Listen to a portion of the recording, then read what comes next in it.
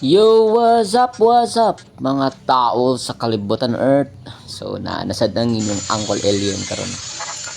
Uh, Kani siya, mag-DIY serye na ko ni. Ang kauban ako diya karon gano. Akong body nga immortal, gikan ko na sa laing planeta. Oo, dili na gid kailangan og asin no. Basig ato ng sabligan og asin. Immortal ka na, kana si Lloyd. Og ang tourist ganap species pa mong gihimo. Ay, species. Ang usa man sa gihimo na to no kay expansion. Ay, expansion. Wa pagigasugod na expand na ta.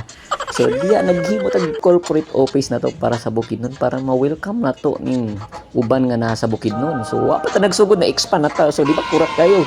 So mo kana siya ang isa sa mga corporate office nga para sa Mighty Diyos og sa GCH Short Imagineering. So piya na po tayo magyat-kiat og ato gina siyang subaybayan everyday. Everyday mga ka-alien. Kay para mahibaw ang tanan sa kalibutan Earth. So mao na ako rin pong kauban niya perminti si Lloyd Drax ang immortal nga pandoy.